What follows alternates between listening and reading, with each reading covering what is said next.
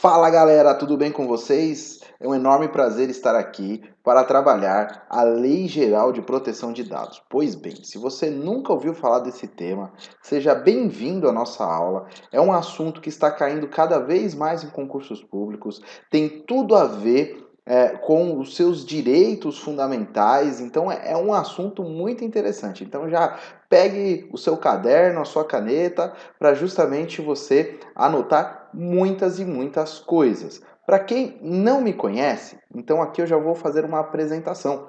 O meu nome é Leonardo, tá? Eu sou o professor aqui de vocês do Vencendo Concursos e eu deixei aqui separadinho os dados, tá? Para que vocês possam fazer as devidas anotações, tá bom? Então peguem aí a caneta de vocês e já anotem meus contatos, meu e-mail, as minhas redes sociais. Aqui tem o Instagram, tem Facebook. O que vocês precisarem, contem comigo e contem com a equipe do Vencendo Concursos, tá bom?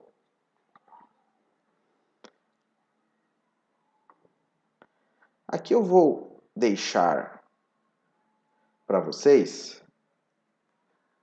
qual que é o número da lei, até para facilitar para quem for pesquisar e assim vocês conseguem ter um melhor aproveitamento do conteúdo, tá? Então a Lei Geral de Proteção de Dados é a lei número 13.709 de 2018. Já tem aproximadamente aí 4 anos que essa lei já foi promulgada aqui no Brasil e ela já está surtindo muitos efeitos. Certamente vocês devem ter lido alguma coisa, vocês devem ter pesquisado alguma situação relacionada à proteção de dados, então é um assunto muito quente e, logicamente, o nosso foco aqui vai ser trabalhar muito voltado ao concurso público, tá bom? Então vamos dando sequência, tá? Então a primeira coisa, quando a gente estuda a Lei Geral de Proteção de Dados, nós temos que verificar qual que é a incidência, né? Quem que está devendo, né, cumprir os preceitos que aqui estão inseridos. Então, eu sou advogado, eu sou da Comissão de Direito Digital da Ordem dos Advogados do Brasil, atuo bastante na área do direito digital com relação à adequação da Lei Geral de Proteção de Dados e muitas vezes os meus clientes perguntam, né?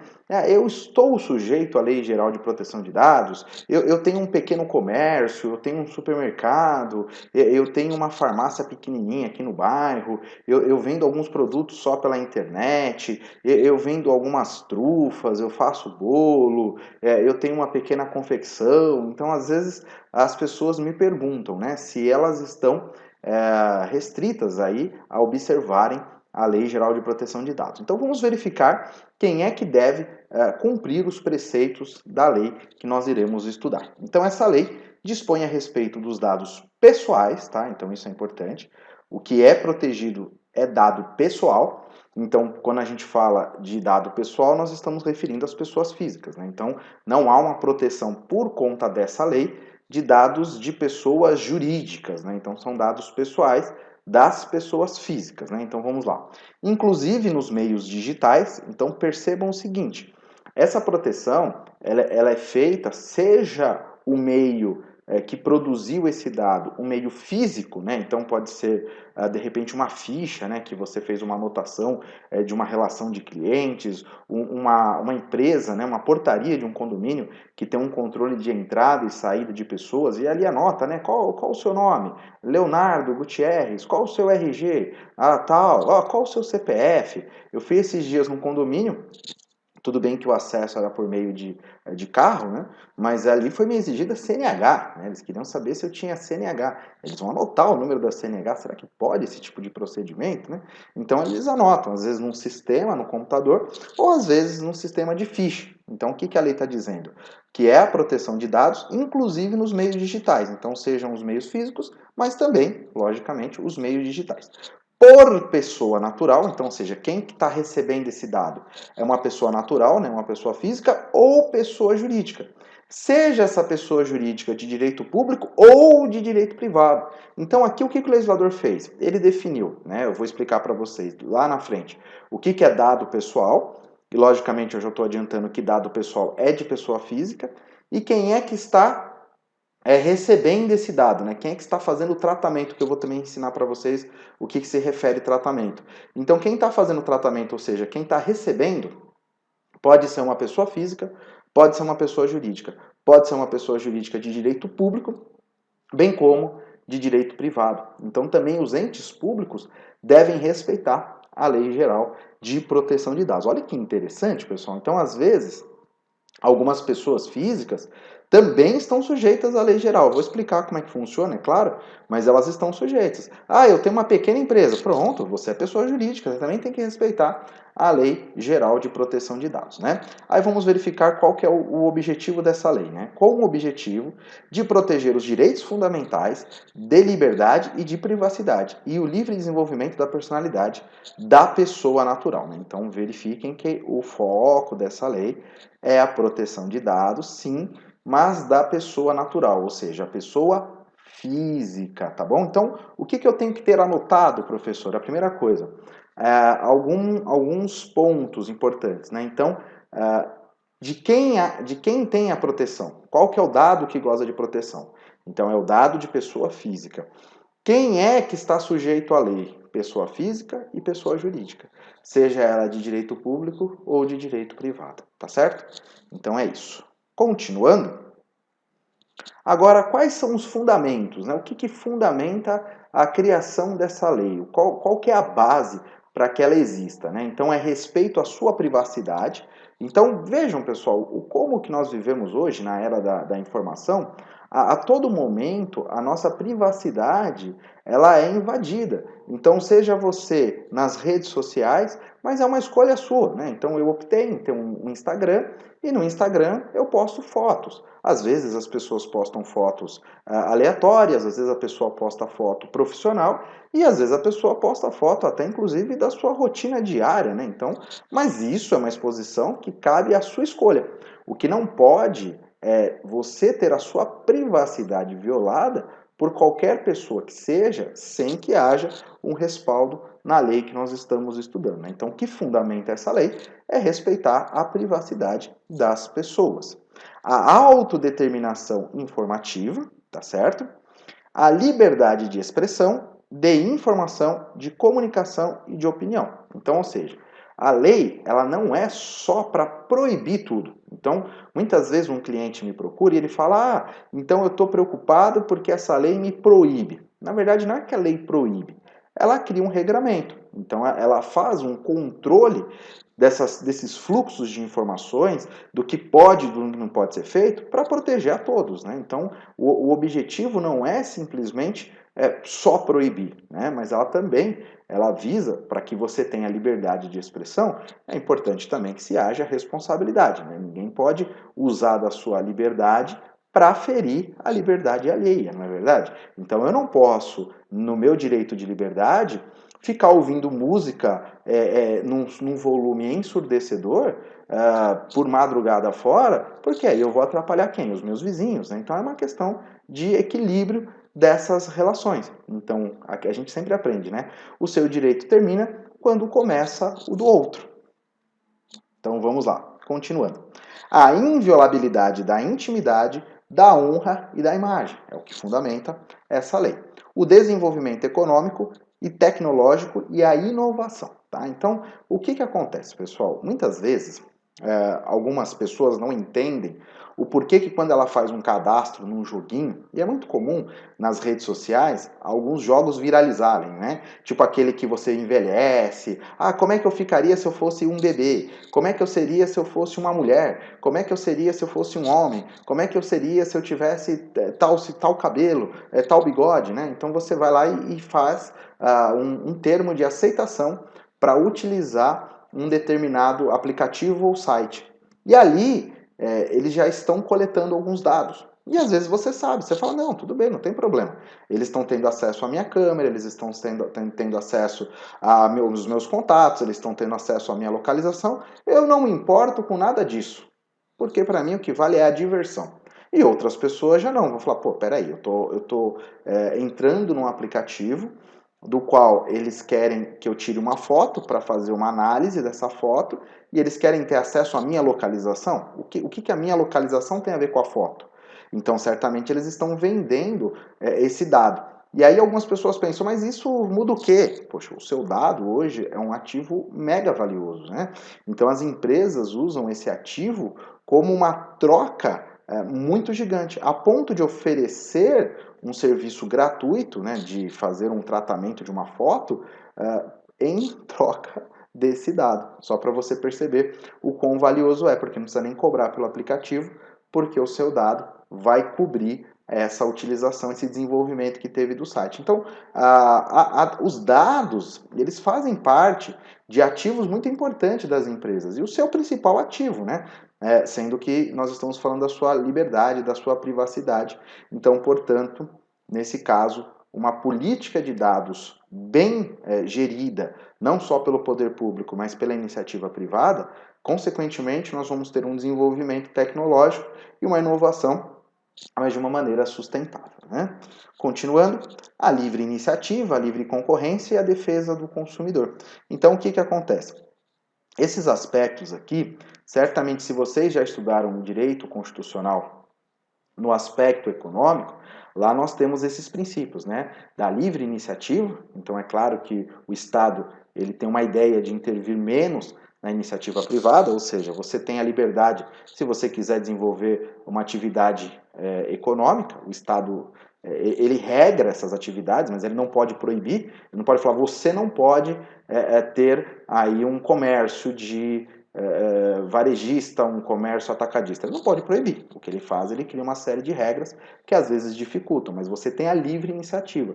O nosso Estado, ele não estabelece. Você só pode fazer tal atividade, você só pode fazer tal atividade, você só pode fazer tal atividade. Isso não é uma característica, né, de um Estado que busca o que nós chamamos aí de capitalismo, né? A livre concorrência, né? Então, ou seja, nós temos aí como um princípio a não monopolização das atividades, né? Então que haja uma abertura. É claro que isso, né, pessoal, eu estou falando no aspecto teórico, né? A prática, certamente vocês já estão pensando em um monte de objeções àquilo que eu estou apresentando, mas nós estamos trabalhando no campo hipotético, né? E a defesa do consumidor. Então, muitas vezes me perguntam, essa lei vai pegar? Quando na verdade a resposta é, ela já pegou, né? Porque a proteção dos dados, ela tem a ver com uma série de outros fatores. Então, assim como nós temos a proteção do direito do consumidor, o direito à sua privacidade é inerente e os dados estão relacionados. Então, é algo que caminha junto. Então, não há o porquê essa lei ser apenas um ponto aí na nossa história que vai se apagar. Muito pelo contrário, ela agora passa a ter aí a classificação constitucional de direito fundamental e vai ser inserida aí no campo das cláusulas pétreas, né, daquelas que não podem ser alteradas, haja vista aí que tratam de direitos fundamentais, tá? Os direitos humanos, o livre desenvolvimento da personalidade, a dignidade e o exercício da cidadania pelas pessoas naturais. Lembrando, pessoal, que os direitos dessa personalidade, a intimidade, a privacidade, elas estão inseridas, inclusive, na Agenda 2030 da ONU. Então, ou seja, é um conjunto global que visa dar esse tipo de proteção às pessoas. Então, quando a gente pensa nos países altamente conectados e esses países seguindo diretrizes internacionais e um fluxo de relações entre as empresas, entre os países, não dá para um país hoje ficar totalmente fora dessa linha. E o Brasil, logicamente, deve estar e se comprometeu a estar alinhado a essas políticas, por isso que nós temos hoje a Lei Geral de Proteção de Dados. Tá? Então, só para vocês entenderem que isso não é apenas um movimento nosso, mas é um movimento muito maior, tá certo? Agora aqui, eu sempre peço para que vocês façam algumas pausas, né, para que não haja aí um estudo muito rápido, aquela correria toda, e você venha aí deixar de se atentar a alguns pontos importantes. Então, a pergunta que eu faço é, quais são as incidências e os fundamentos da LGPD? Então, aqui seria legal você falar em voz alta, né, você repetir aquilo que eu apresentei para você e, se possível, fazer uns esquemas, né, faça um fluxo, que assim fica mais fácil para você enxergar esse conteúdo, tá? Então, de tempos em tempos, pare e pergunte o que você aprendeu com esse conteúdo, tá certo? Então, vamos dando sequência ao nosso conteúdo. Deixa eu abrir aqui para vocês. Vamos para o próximo item. Então, a aplicação da Lei Geral de Proteção de Dados. Vamos verificar? A LGPD, a Lei Geral de Proteção de Dados, aplica-se a qualquer operação de tratamento, que eu vou ensinar para vocês o que é tratamento de dados. Seja essa operação realizada por pessoa natural, que é a pessoa física, ou pessoa jurídica. Então, eu já afirmei para vocês e agora eu trago novamente. Então, quem está sujeito à Lei Geral de Proteção de Dados? As pessoas físicas e as pessoas jurídicas. Sejam elas de direito público ou de direito privado, independentemente do meio. Eu já expliquei para vocês que pode ser meio digital, pode ser meio físico também. Então, quando você, por exemplo, trabalha numa empresa e você, de repente, trabalha naquele setor dos recursos humanos, né? E ali alguém passou e perguntou, eu posso deixar um currículo aqui? Aí vocês falaram, pode, deixa aqui nessa caixinha, né? Então ali vocês recebem currículos. Então é muito comum que algumas empresas recebam currículos físicos, né? Então é claro que a boa parte delas usam sistemas ou recebem por e-mail, mas existem empresas que continuam recebendo currículos físicos. Eu mesmo fui a uma loja de roupas e, principalmente na época do Natal, eu me lembro que algumas pessoas estavam com envelopes nas mãos e perguntando, né, posso deixar um currículo aqui? Aí já tinha até um local específico, né, pode, né, geralmente é uma caixinha ali, pode ir deixando aqui que depois a gerente vai analisar. Até porque eles colocaram uma placa, né? Estamos contratando. Então, é muito comum, tá, pessoal? Não é algo que é isolado, né? A gente não pode pensar que todas as empresas valem-se somente da tecnologia. Então, a lei, ela caminha de acordo com a sociedade. E aí ela tem o documento que vai fazer ali a guarda da informação. Ele pode ser físico, ele pode ser digital.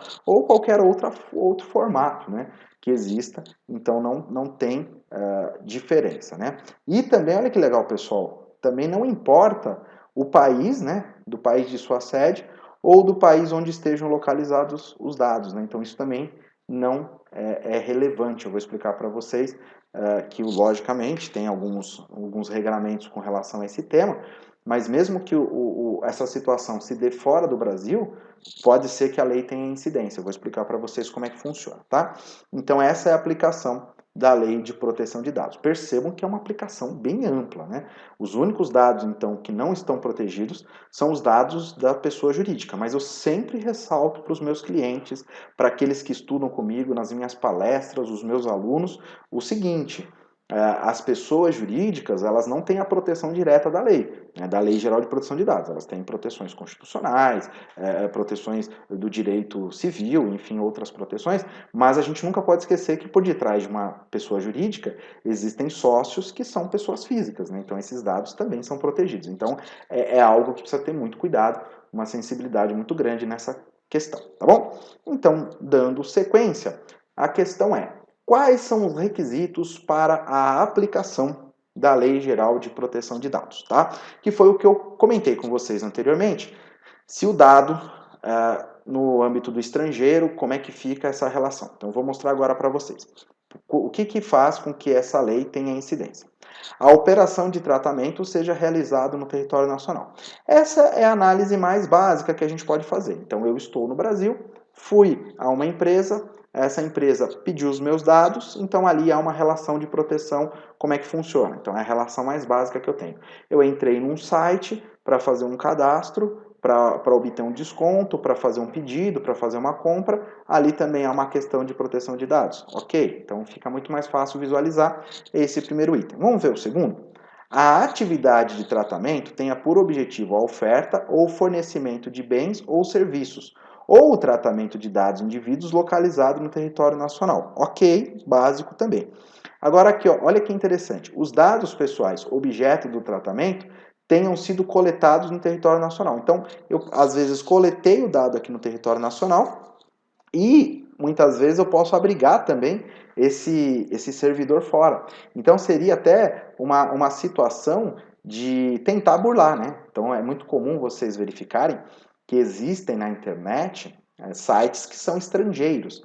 E muitas pessoas se valem desses sites que possuem servidores fora do Brasil para ter práticas ilícitas, né? Então, eu faço uma captura de dados guardo num servidor estrangeiro e penso que eu estou fora da obrigação de cumprir a Lei Geral de Proteção de Dados. Não, na verdade, se o dado foi coletado aqui no território nacional, ainda que ele esteja no estrangeiro, ele está incidente à Lei Geral de Proteção de Dados. É claro que também quem tem essa prática, né, nessa atitude criminosa, certamente não está se preocupando em cumprir a lei, mas aqui eu tenho que explicar para vocês a incidência, tá certo? Continuando, agora aqui eu vou explicar para vocês quando não há a aplicação da Lei Geral de Proteção de Dados, tá? Então, essa lei não se aplica, tá? Então, isso aqui também é muito importante para a prova, haja vista que muitas pessoas também imaginam que ela tem uma aplicação 100%, quando na verdade existem situações em que não há a aplicação da lei. Quando for realizada por pessoa natural, então você, pessoa física, para fins exclusivamente particulares e não econômicos. Como assim, professor? O óbvio, né? Então você tem um celular, naturalmente você tem o telefone de algumas pessoas, né? Você tem dados de algumas pessoas, mas você usa esses dados porque você se conecta com essas pessoas, porque são seus amigos, são seus colegas. Então ali às vezes você guarda a data de aniversário, né, para poder mandar umas felicitações, você tem o telefone, por algum motivo você foi, eu peguei uma vez o nome da minha prima e o RG, porque eu fui fazer um cadastro dela numa situação ali de um site, porque eu fui fazer ali um cadastro dela no condomínio onde eu moro, para ela poder ter acesso. Aí eu fiquei preocupado, porque eu tô com o RG da minha prima, né, o número, eu tô infringindo a Lei Geral de Proteção de Dados? Não, né, porque você é uma pessoa física e ficou com esse dado para fins particulares. Né? Você não está desenvolvendo uma atividade econômica. Você não guarda esse dado para fazer uma publicidade, uma oferta de marketing, para ter todo um benefício com relação a essa situação. Então, nesse caso, você não está sujeito à lei de proteção de dados. E dando sequência, vamos para o próximo item. Quando não há incidência da Lei Geral de Proteção de Dados? Quando também essa coleta, esse tratamento de dados for realizado por ato jornalístico ou artístico, né? Então, por exemplo, imaginem só que um determinado jornal esteja fazendo uma cobertura de um evento ou de alguma situação e, logicamente, o jornalista tirou alguma foto, o jornalista às vezes acabou entrevistando uma pessoa, então teve acesso à imagem dessa pessoa, teve acesso a algumas informações. É claro que os jornais eles pedem, né, autorização para veicular aquela imagem, né, isso daí é uma praxe, mas poderia ser questionado se ali um jornal poderia ter dados de pessoas, né, fotos ou algumas situações que possam chegar aí à individualização ou alguma característica, que também eu vou explicar para vocês que isso é um dado, e nesse sentido o legislador teve o cuidado de proteger a imprensa, né, que é muito importante, né, num Estado democrático, que haja uma liberdade de imprensa. Se houvesse uma limitação, poderíamos aí ter um problema, por isso que o Estado optou em tirar a atividade jornalística do devido preceito que nós estamos estudando na Lei Geral de Proteção de Dados. Claro que os jornais, logicamente, não podem fazer o que bem entendem, né? Tem todo um regramento até constitucional, a questão da imagem, a honra, né? Mas é só uma questão de não incidência para fins jornalísticos ou artísticos da proteção de dados. Também para fins acadêmicos, né? Então, às vezes, os estudantes, aqueles que estão fazendo mestrado, doutorado, pós-graduação, graduação, muitas vezes eles fazem coleta de dados para poder fazer pesquisas, estudos. Portanto, o legislador retirou essas atividades da incidência da Lei de Proteção de Dados. Né? Naturalmente, vocês já deveriam ter pensado, né? E a segurança pública, né? As polícias, será que elas podem ter dados? Né? Claro que sim, até porque para fazer essas políticas de segurança, eles possuem um banco de dados altíssimo. Né? Naturalmente, você deve ter recordado, né? Uma vez eu fui tirar o RG, né? Tive que deixar a minha digital, então o sistema de segurança pública ele mantém esse grande banco de dados com a finalidade de promover a segurança pública, então, portanto, não há incidência da Lei Geral de Proteção de Dados. Né? Para a defesa nacional, que também entra nesse conceito, para a segurança do Estado, ou atividades de investigação e repressão de infrações penais, né? Então isso aqui é uma segurança que o Estado tem, né? Já que ele precisa ter o controle das pessoas, de dados, de informações. Então, nesse sentido, ele não poderia colocar uma proteção, né? O sigilo existe, é claro, né? A gente não pode confundir as coisas, né? Então, o Estado ele mantém o sigilo dessas informações, mas ele pode manter a guarda, né? Porque é disso que nós estamos falando. Será que a pessoa pode ter a guarda dessas informações?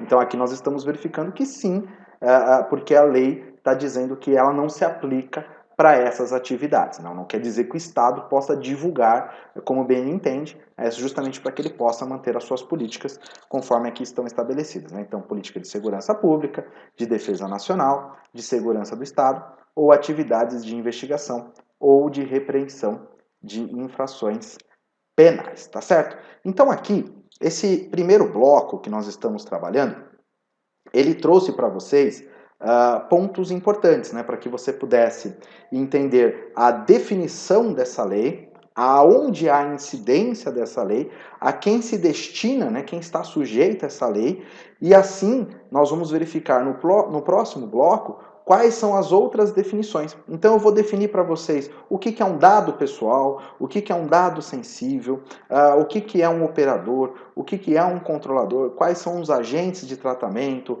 o que é a NPD, enfim, eu vou fazer as definições justamente para que vocês possam entender melhor os pontos importantes dessa lei. Espero que vocês estejam gostando desse assunto, porque é um assunto, além de importante para a prova, é importante para a sua prática, né, o seu exercício de cidadania, e conte conosco, logo a gente já volta. Um grande abraço, espero vocês na próxima aula.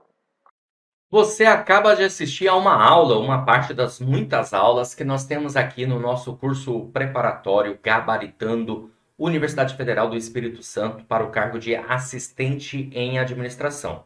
E se você chegou até aqui, é porque gostou, na verdade? Então continua, porque eu tenho um recado importante para te passar. Nós aqui do Vencendo Concursos montamos o curso online preparatório completo para você ser aprovado no concurso da Universidade Federal do Espírito Santo. E eu quero aproveitar e mostrar quais são as vantagens do nosso curso preparatório. Então acompanhe aí comigo, para você visualizar o porquê de iniciar seus estudos aqui no Vencendo Concursos. Olha só, primeira grande vantagem que ao adquirir o curso preparatório, você recebe no seu e-mail os dados de acesso. Então você vai ter acesso imediato ao curso. Você vai ter acesso ilimitado. Durante um ano, o curso fica disponível para você, servindo de base, inclusive, para outros concursos, ok? Você vai ter no curso teoria e questões comentadas. Aliás, centenas de questões comentadas pelos nossos professores. E também material em PDF das aulas, tá certo?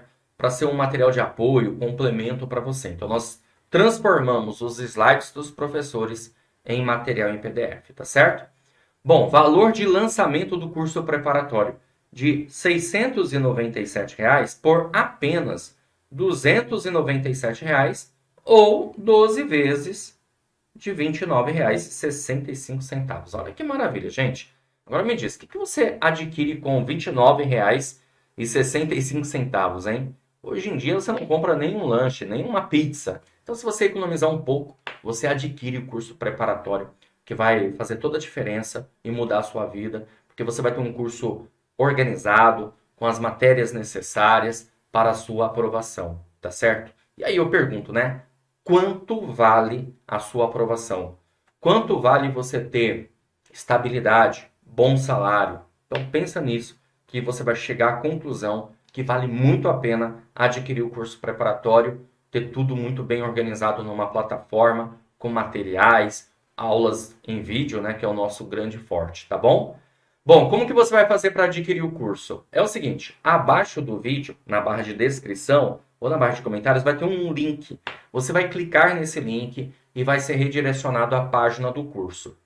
Por lá você vai ter todas as informações necessárias, ok? E vai ter um botãozinho amarelo lá no meio. Basta você clicar nesse botão, preencher seus dados, escolher a forma de pagamento e pronto, começar a estudar aqui com a gente no Vencendo Concursos. Mas caso você tenha alguma dúvida, pode chamar lá na página, tem um chat online. É só chamar lá um dos nossos consultores, o pessoal vai te atender, tá? E vai sanar todas as suas dúvidas. Ou você também pode mandar uma mensagem via WhatsApp para a central de atendimento. Tá aí o número, ó, 11 97465 6052. Beleza? Maravilha? Então é isso, ó. Vou ficando por aqui. Fico te aguardando dentro da plataforma, hein? Já clica no link aí, já faz a sua matrícula e inicie seus estudos. Valeu e até a próxima!